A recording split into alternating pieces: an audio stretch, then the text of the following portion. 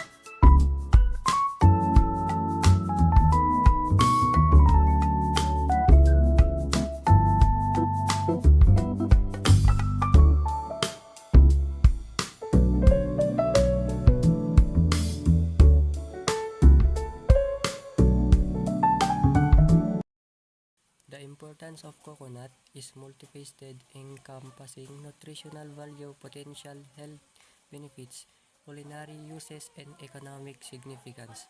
While enjoying the delicious taste and versatility of coconuts, it's essential to consume them in moderation due to their high fat and calorie content.